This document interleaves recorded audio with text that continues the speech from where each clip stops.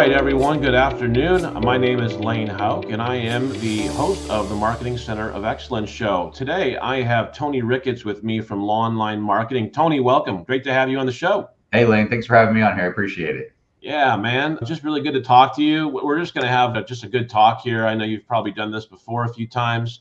Really appreciate you taking time just to come on for our audience and just share a little bit about Lawnline Marketing and a really cool journey that you've had. And I know it's been even kind of a quick one, just the acceleration that you put into online marketing and the way you guys have grown the last 2 to 3 years, especially, it seems like, right? Oh, yeah, absolutely. We've had an accelerated growth over the last couple of years. We've been in business 6.5 years, but the last 2 to 3 years have really been a fast bullet train for us. So. Yeah, and I'm really excited to talk a little bit more about that and dive into that because I know our audience will really be interested to hear what are some of the secrets or what are some of the key things that have led to that just astronomical success. Before we do that, let's just dive in a little bit about you and your family. I know you just had a baby in the families, but tell us a little bit about you personally and just give our audience a little feel about who Tony Ricketts is and your family and how that then translates into your business. Because I know you have really an extended family at Lawnline Marketing. Yeah, absolutely. So about me is I'm a father, I'm a husband, I'm a dog dad as well. Dogs are a big part of my life as well. Awesome. We live here in Tampa, Florida, sunny Tampa, right next to the beaches. But my journey starts much, much earlier than that. So when I was 10 years old, I started coding. I was a child coder, right back in the early 90s. And I was taught by my father, who was a web designer, and I just fell in love with the stuff, continued to do it, did it all through middle school and high school, freelanced a lot in high school, doing it for whatever I could find a reason for. And then after high school, I moved from Indiana, where I was originally born and raised, down to Fort Myers, Florida, and I lived there for about 5 or 6 years. And I worked on the landscaping crew at that point in time and realized this is not what I want to do with my life, and thought I would go back to college or go to college, get a formal degree in the thing that I knew and loved to do, figured I could make a career out of it. Got the degree, started learning programming and software engineering. And I did that for a couple of different marketing agencies when I realized I liked the marketing side of the industry better. And I ended up creating my own marketing agency as a generalist agency. Ran that for like 9 years and realized it was very difficult to scale a generalist agency before I shifted into focusing on online marketing, which focuses on lawn and landscape companies doing all-inclusive marketing. So when did you start your generalist agency? What year was that? May of 2007. All right. So you do that for 9 years. So this is always a big debate in the industry. Should I niche? Should I not? Like me, had experience running a generalist agency. Give us a little bit of, you ultimately said that didn't work. All right. But take 9 years, condense it for us and tell us what were the big reasons why it didn't work and why you decided to jump into a niche. Right. I mean, I wouldn't say it didn't work. It did work, but I created a job for myself, something that wasn't scalable, right? I mean, I was making 6 figures a year doing it by myself. I would have some contractors here and there, but it was so difficult to scale for a couple of reasons. One is you never became an expert in anything, right? You were never seen as the expert in anything. You worked with a bunch of local companies mostly versus companies nationwide.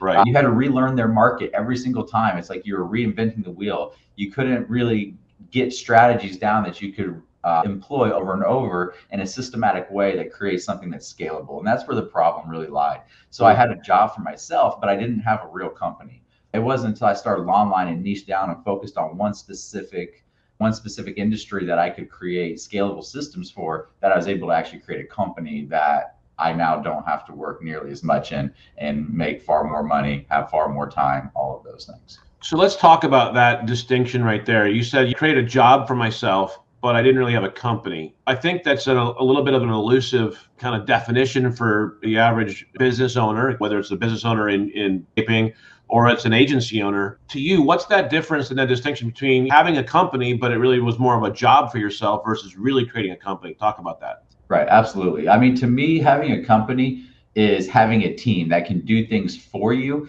that enables you to take a step back, right? If you're somebody that's still in fulfillment and your company relies on you, even if you still have a few employees, at this point, you still really just have a job, right? A company is its own living, breathing thing that can continue to operate with or without you, right? And that's really the critical difference, is how involved does the owner have to be in order for that company to still continue to operate, right? If you were to step away for 3 months, would your company still be able to run?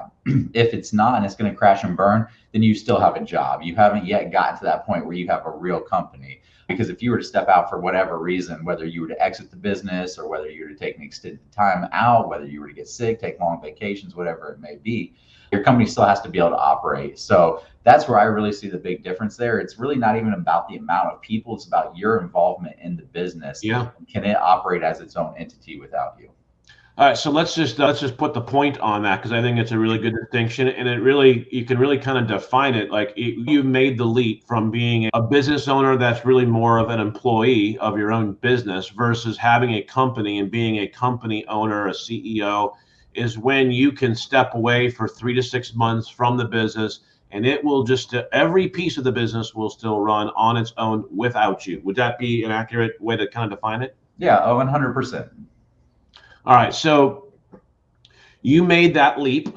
You've had a baby, you've been able to take time away. So walk us through, you kind of gave us the brief history there. So you made the leap in 2016, 2017 into the niche of lawn and landscape companies, right?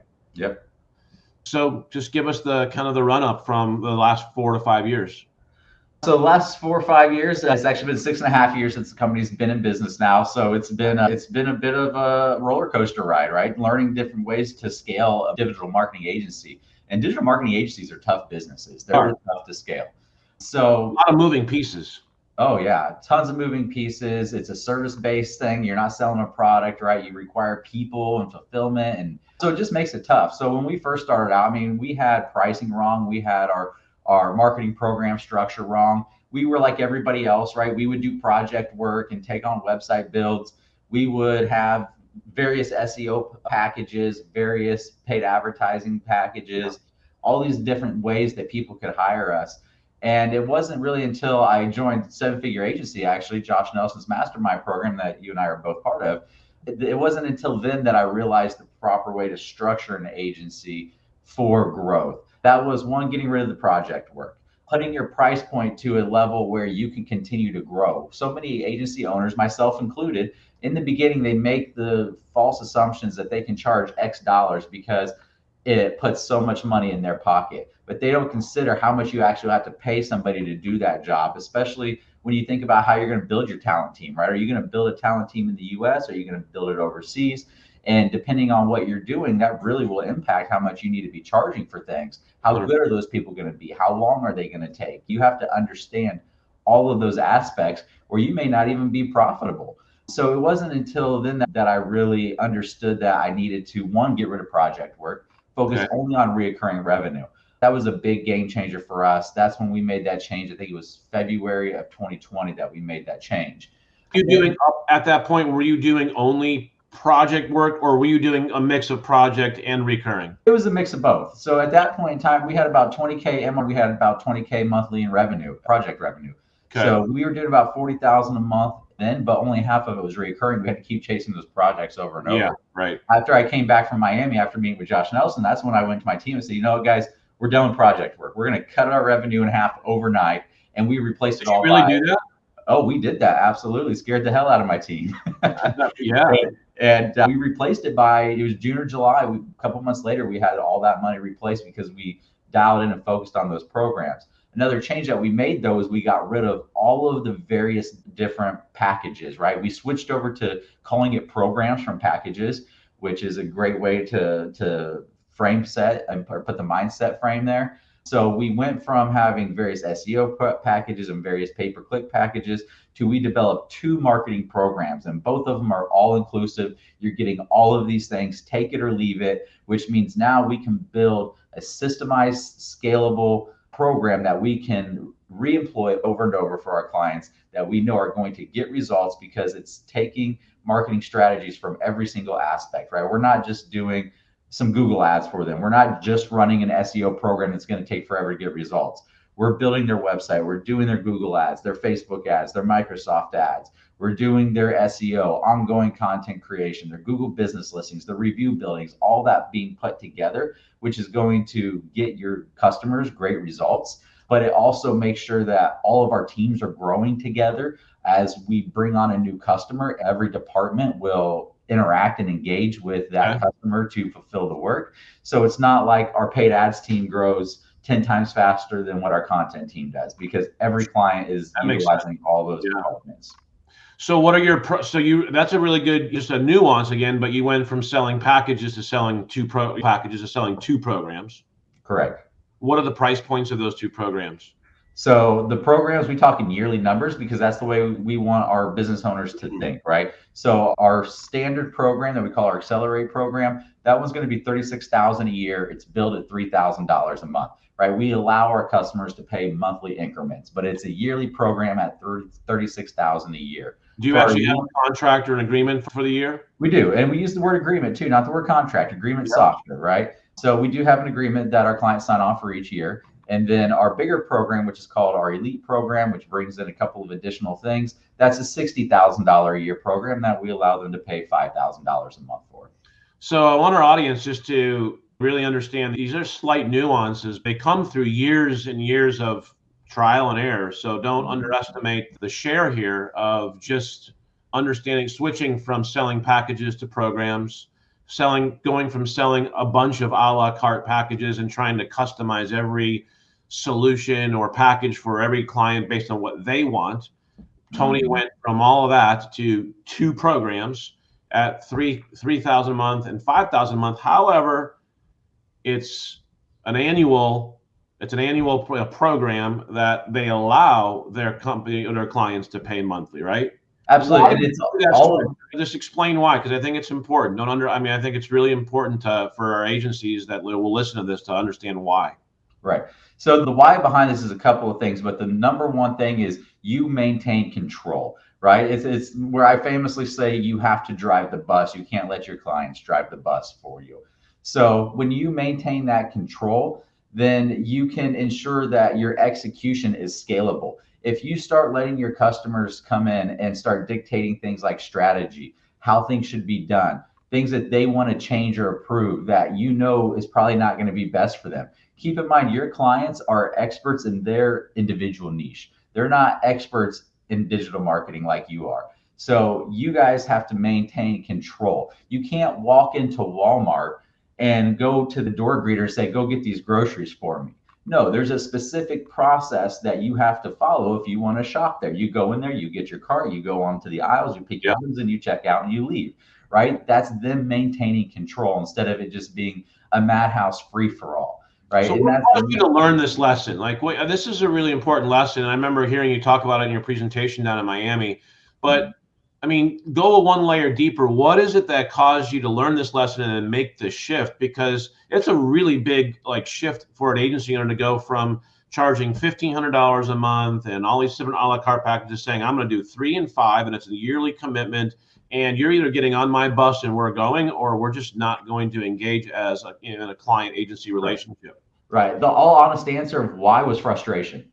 Right. I was frustrated. I was frustrated that when I went down to my first 7-figure agency meet with Josh, I had far more experience than everybody down there, and everybody was running circles around me. Everybody was bigger. And I was frustrated, wondering why the hell was I not doing it? Why the hell was every time when I would grow a little bit to 40, 50K, which was hard as hell to get to and to grow and to manage, and things just kept breaking and falling apart. Why isn't this working? So that's why I just threw out the project work. And then when I structured it down to these two programs, at the being all inclusive, higher cost, all of those things put together, not a la carting it out, again, was back down to that frustration. I was at 40,000, 50,000 a month in revenue, and I couldn't figure out how to scale beyond that. Things would break, things were getting missed, balls were getting dropped. And it's like, we've got shit going everywhere. Silence my phone here. It's like, we've got stuff going everywhere. Yeah. And it's making it very difficult to scale this. So when I sat down, it's like, how can I make this scalable? It's like, I thought about a factory, right? I have to make this more assembly line style where people can be siloed into certain things. They're doing the same things over and over. They become experts in that thing that they're doing. And it makes it so much easier for us to deliver. We don't have these 3 customers getting this service, these other customers getting this service, these customers getting this service. No, everybody gets the same thing, right? And if you got one bus and everyone's on that same bus. What's that? You got one bus and everyone's on that one bus. Exactly. And if you don't like it, don't get on the bus, right? I don't care. I don't need every single customer. That's one thing that I wish agency owners would learn earlier in their journey is you don't need every customer, right? When you appear as you don't need them and you don't care, you're going to operate this way, whether they like it or not. People tend to want to hire you more, right? That's the doctor effect, I think, or the lawyer, right? I mean, if an agency owner were to really, in their own mind, internalize, I'm an expert, just like the doctor or the lawyer. When you're sick and you go to a doctor, do you start telling the doctor what they're going to do and what they're going to prescribe? Like, no, you're there and you're just hoping that you rely on the expert. Exactly. And that's why you structure everything around that, right? So when people talk about review calls that they do with their customers every month, our review calls are 15 minutes. They're very short. Here's how much money you spent. Here's how many leads we generated. Here's what your cost per lead was. Let's look at your closing rates, right? You don't need to go into how many positions you've ranked up or how many links you added on. They don't give a shit about that kind of stuff. They hired you for a job, just like when you hire a lawyer, like when you hire a doctor. You're hiring them to make you feel better, right? Yeah. These companies are hiring you to bring them money in the bank. And as long as you do that and you focus on that, then that's all that matters for them at the end of the day. Awesome. So you guys really accelerated in the last 2.5 to 3 years. What do you attribute to that? And then let's get into what is unique about you, because I think that's really a big part of what accelerated your growth was that you really do have some unique differentiators, a unique selling proposition in the niche that you're in. Right. So, I mean, what really accelerated us was one, changing to the programs like we've already discussed, right? Yep. We started getting a whole lot more revenue out of the clients. When we changed to this selling approach where we don't care if this is what we offer and we know it's going to be getting you great results and you can jump on our bus or not. And people got on our bus, they sat down, they went through the program, they got results, and our reputation skyrocketed. Right. That's one of the things that really helped us. That's when we started getting reached out through things like the National Association of Landscape Professionals. We started getting reached out to from the various publications through our industry, wanting us to contribute, wanting us to speak, wanting us to do all of these various things because they've gotten wind from various companies that were using us that they were having a great return on their investment.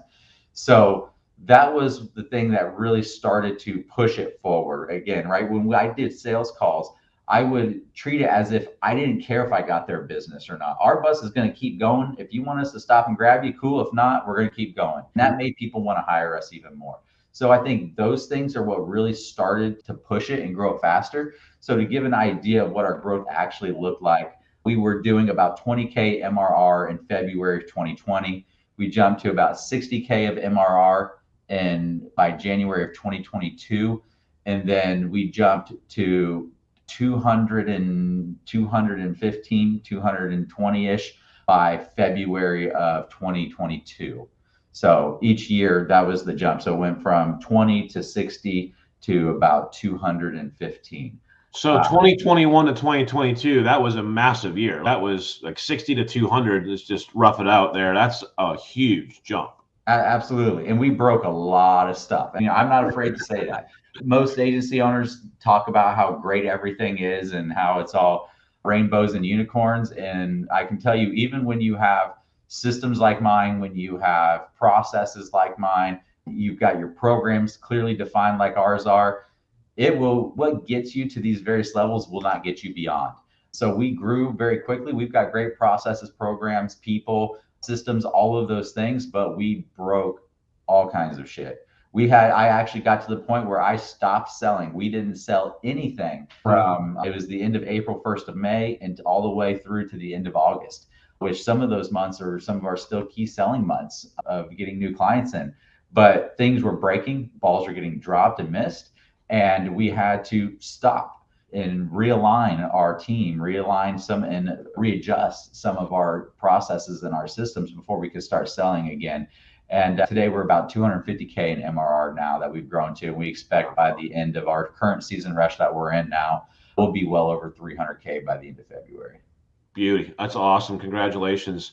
Thank you. Let me ask you a question. If you hadn't changed from packages to programs and gone to a 3 and a 5K per month price point, would you have experienced the growth you had? I mean, I know there's a lot of things involved in growing. It's not just that, but the price, to me, it seems like the price change, that structure change, and really, I mean, the reason I'm bringing this up is because a lot of agencies are charging 1,000 a month, 1,500 a month, 2,000 a month, and to them, like 3 and 5K is like, I wouldn't be able to sell ever. No one would want to buy a $3,000 and $5,000 a month solution.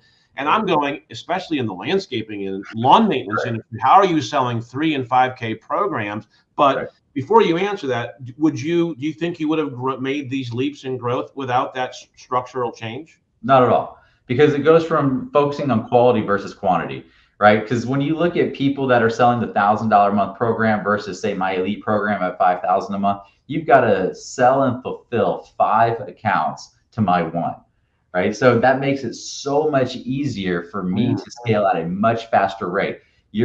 Even though your programs or packages may be smaller in fulfillment than mine are, I guarantee your 5 individual clients take up a hell of a lot more time and effort than my 1 client does.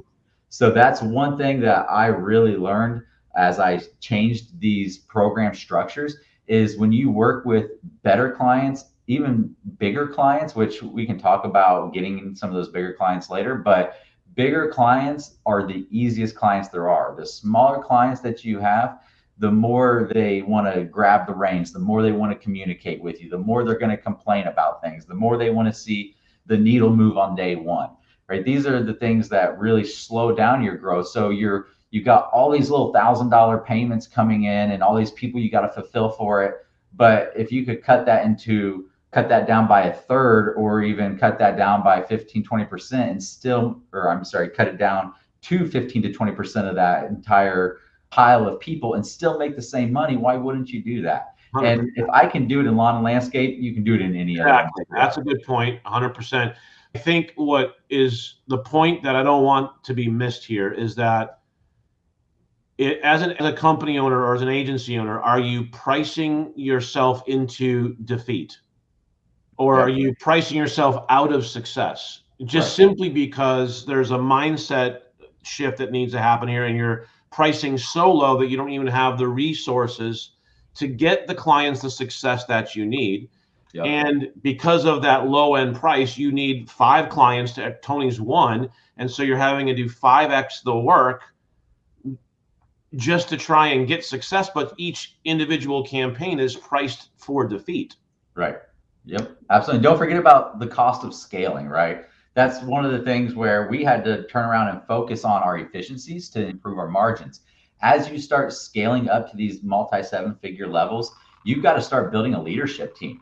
And that leadership team, you can't have a bunch of Indians and no chiefs, right?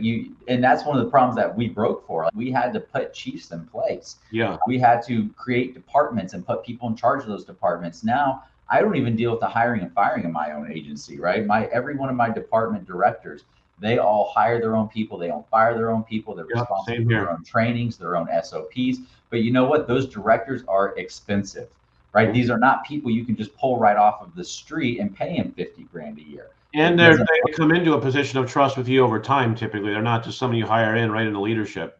Exactly. So if you price your programs out right now, let's say on your $1,000 a month, and it costs you $500, $600, even worse, $750 to fulfill it or have a white label company fulfill it. And you're thinking, hey, I'm just going to make $250 to $500 profit off of every customer every month. No, it doesn't work that way, especially when you start hiring non-productive, non-revenue producing positions, because those positions are your most expensive positions and you have to pay for that. I mean, my leadership team makes a lot of money and they don't produce work. They don't generate new revenue. They're people that help keep the train on the tracks, right? And you have to account for that in your costs, right? Those are what goes into your net margins and takes your gross margins from being what people think you have 75, 80% gross margins and ends up killing their net margins all the way down to 10% or less because they didn't account for this growth cost that is going to come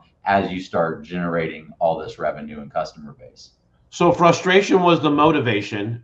What helped you really make that leap from charging 1,000 or 2,000 a month to going, I'm going to charge 3 and 5,000. This is how we're rolling. You're on my bus or we're not, and this is how we go.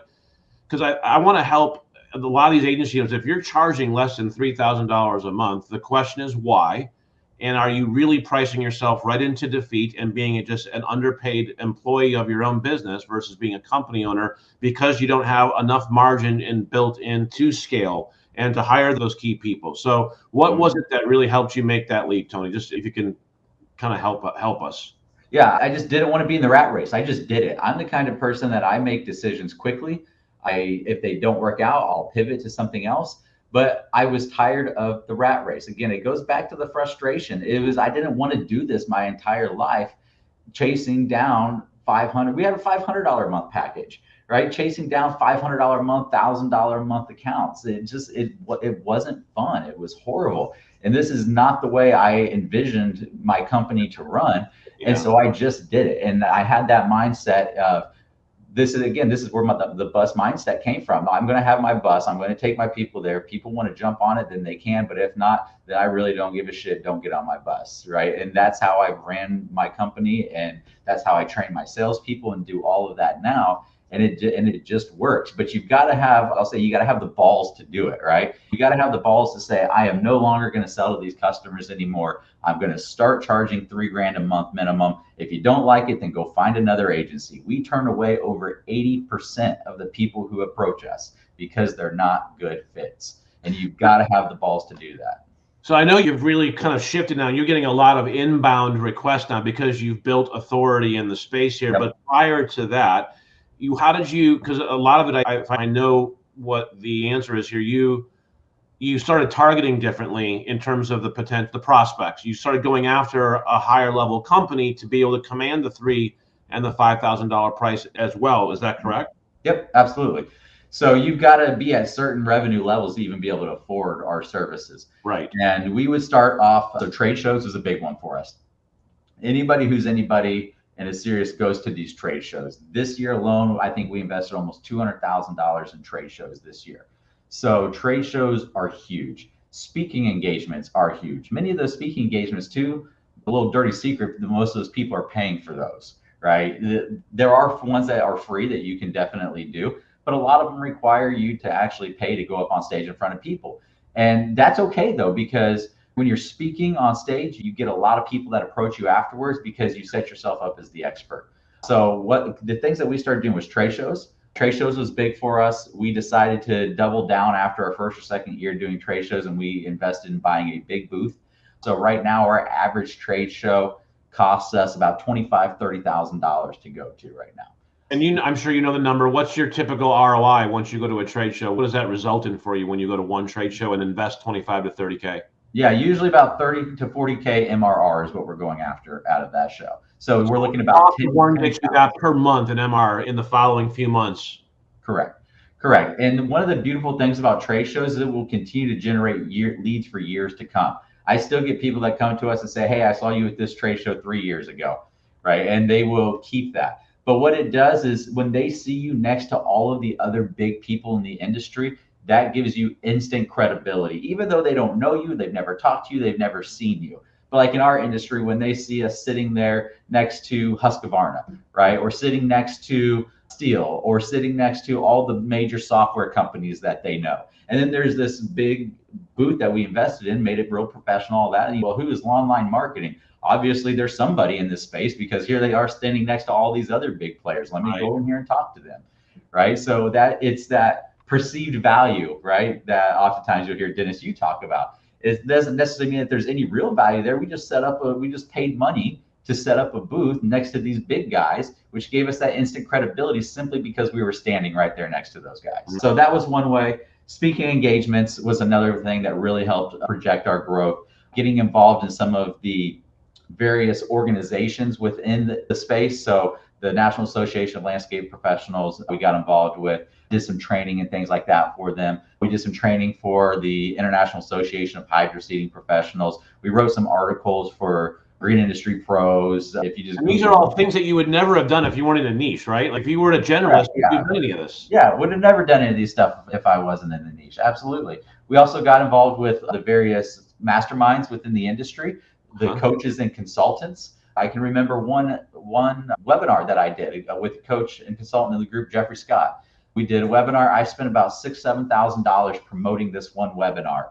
We had about 150 some people show up to it, and we closed 25,000 MRR off of that one webinar. So it's about again, when using the authority play, Jeffrey Scott, very well-known person in the industry. He runs a webinar in the space, or I'm sorry, he runs a mastermind in the space.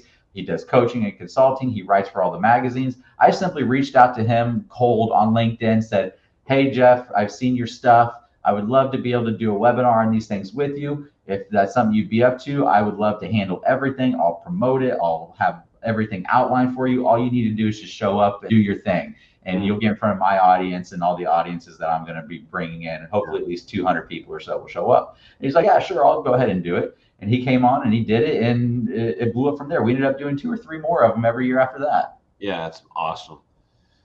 So I know you've kind of alluded to it in different ways, but what if I were a lawn and landscaping company and I came to Tony Ricketts and I was like, Tony, you guys seem like, really good at what you do. I've talked to some other agencies. They seem really good at what they do. Or between you and 2 others, what's unique about you? What's different about you? What's going to be different from the other 2 that I'm looking at?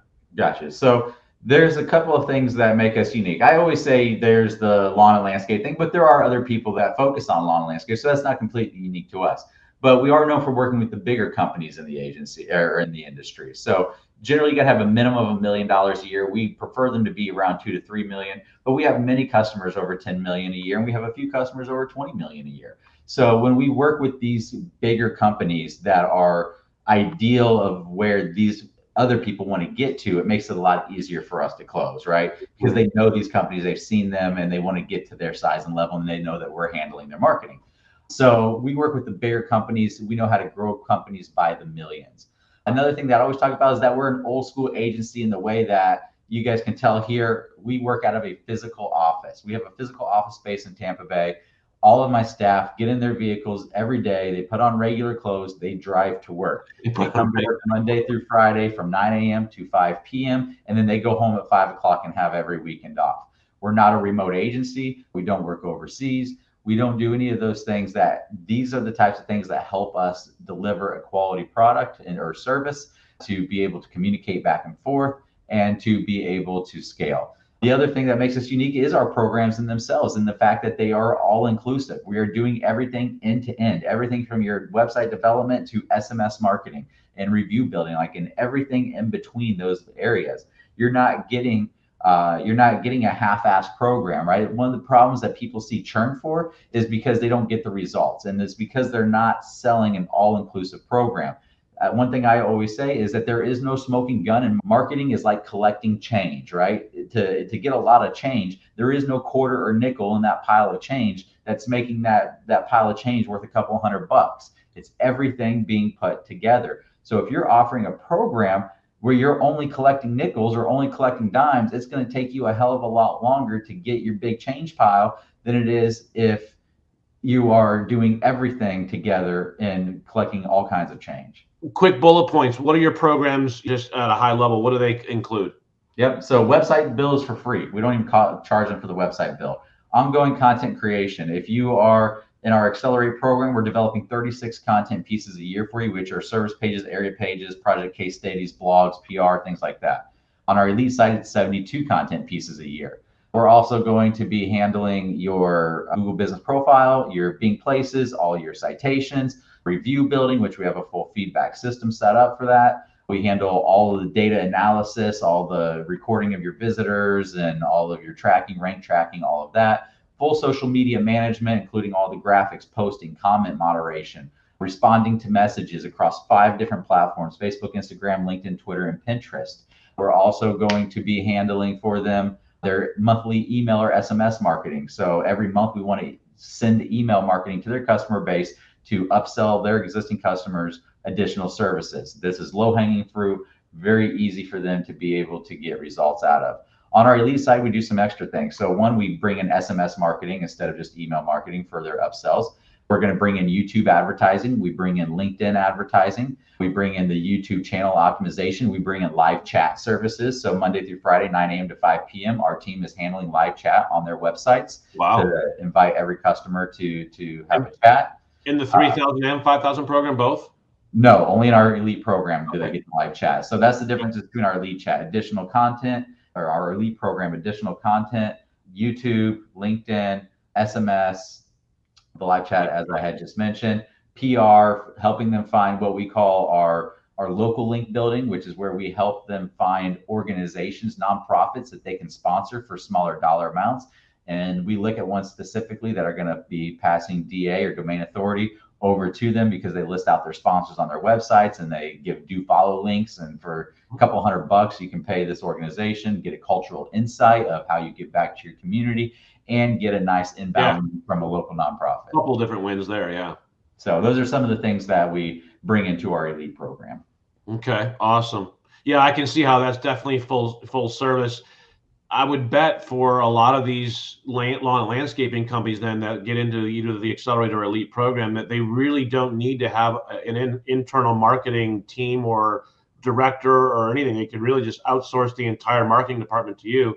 Is that true, or do you find that the bigger companies still need somebody, excuse me, in-house? Typically not. They generally don't need somebody in-house. If they do, oftentimes these are people that are going to be more on the video photography type side, because obviously we can't do that working for our clients nationwide. But I will tell you another thing that we do when we talk about when we do our sales and we're talking about which program, we only pitch one program to them. So if they're beyond a certain level, so let's say they're at 4 or 5 million a year, which is where we really want them to be on our elite program, that's all we talk about is the elite program. Now, we will let them know that there is an accelerate program, but that's not going to be a good fit for your company. You're going to want to be on the elite. And if they're under 3 million a year, we won't even give them the option for elite. We'll tell them you have to start on accelerate. And what that does is that keeps that control again, but it gives them a carrot to work for, right? It sounds weird to them. It's that a marketing agency wouldn't let me buy their bigger program. Like, why not? We require that you do 3 million a year in revenue, because you'll be able to afford it at that point. But that gives them something to work towards. It's like, man, that must really be a good program, because they won't even let me on the damn thing. Right? Yeah, that's awesome. I like that. I mean, that reverse psychology really does work in many different ways. It's the art of unselling. So 1 to 3 million, you don't target anybody below $1 million because you're just not going to be able to afford the $3,000 a month. 1 to 3 million, they're going into your $3,000 a month program. Really, it's your $36,000 a year program. Yep. And then 3 million and up, they're only getting an option for the elite. Yeah, it's awesome. I love it. And it keeps it simple. I always say simple scales, fancy fails. Exactly. Yes, absolutely. So distilling all of this down, you got your generalist agency. Now you've had the niche agency, some huge success in the last 24 months. What, if you could end by giving us the greatest insight that if you could distill, I mean, obviously there's a lot of lessons here, but leave us with one nugget that, just is, hey, this is the one thing I could say of all the other things, this is the one thing that's had the most impact on helping me go from where I was to the success we've had in the last 24 months. Do it the way you want. That would be one of the biggest things that I would say. Do it however you want. Wake up in the morning and envision your ideal agency. And it does this. We have these programs. We have these teams. We have these people. We have these processes. And go do it. Don't let your clients dictate it. Don't let your employees dictate it. Think about what you want. So the biggest takeaway that I would have after you come up with that would be you can't do everything yourself. You have to build a team of leaders. Don't get yourself into the position where I was, where you scale with a bunch of Indians and you never hire any chiefs, because you will forever be responsible for those SOPs, for those trainings, for the onboarding of new employees, for the firing of people and hiring people, to actually get the job ads out there, to get people to apply, to handle all of these things for strategy, right? You'll be the guy that is still determining what strategy is and doing the audits because something doesn't seem to be working right. You have to get people in place that are good, that are experts, and let them run their side of your business, right? Create entrepreneurs is what we call the people That's on our cool. Good leadership term. I team. like that. Yeah. Yep. So you have to let them run their side of the business so that you can go focus on other things, right? How else are you going to be out on stage and doing presentations and being the face of your business? Or better yet, do what I'm trying to do, go focus on other businesses and build other income streams. I don't want to be the face of Lawnline Marketing because I want Lawnline Marketing to eventually be a passive income for me, right? Well, I go work on other things, and you will never get there if you don't let go, if you don't give these to people that you can trust. And I'm here to tell you, those people that you can trust that are good, they are expensive. So prepare for that. Prepare that you're going to have to put a lot of money out to get those people. So make sure you're charging properly from day one, because everybody hates having to go back and do massive price hikes. I had to do it with my clients. I think there's so much of what you're talking about, and the people who don't achieve that, it lies in the pricing. They're not targeting the right companies. They're not pricing their programs properly. They're undercutting their own success, and they never have that revenue then to actually hire the talent to be able to get themselves out of a role. Slowly by slowly, you should be peeling yourself out of a role. I'm going to replace myself here. Now I'm going to go replace myself here. And that gets us back to where we started, which is being the company owner versus being the employee of your own business. Right. And another great point too that you kind of started to make there that I want to finish is pricing in itself will set in your customer's mind the value of your service. So for example, when you go to the grocery store, right, and one box of macaroni and cheese is $3 and another box of macaroni and cheese is $1, I tend to buy the more expensive one because it tastes better, and that's the one that I like. As I'm standing around looking at whatever it may be, I tend to value things based on the price point that's on the shelf, right? That's just a natural human thing. So when a client comes to you, let's say they come to one of my competitors, right? I got tons of competitors. Well, all of them scared to death to charge what I charge, but they come to our competitors and the competitor tells them we have this $500 a month program, we got this $1,000 a month program, and if you're really looking to do it big, we've got a $1,500 or $2,000 a month program.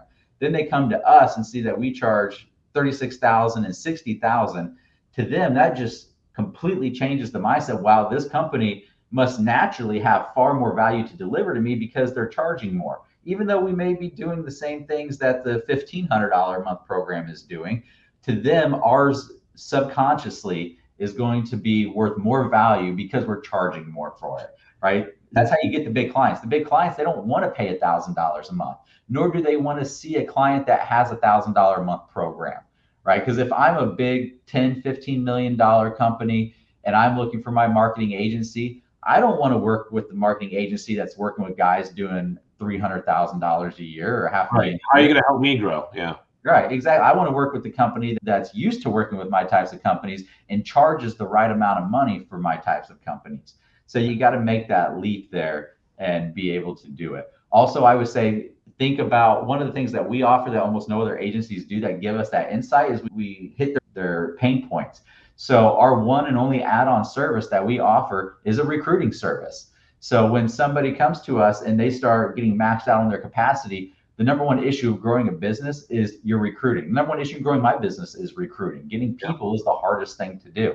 So when they see, before they even sign up, that that's an option, that you're going to help them recruit and find the people as you're starting to build. They make a connection. You're going to help me grow, obviously.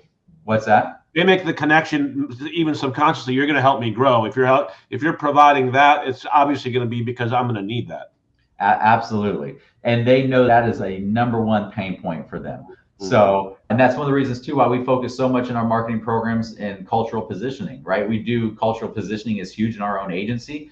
I highly recommend you go check out our Facebook page, Lawnline Marketing's Facebook page. You will see our people, our team, us having lunch together. You will see the dogs coming into the office, all the fun things that we do together. That's what makes people want to come work for our agency. I've got 25 full-time staff here. How did we get 25 people to come and commute to work every single day when they drive past 6 other agencies and there's a million of them in the Tampa Bay area that they could work for all remote?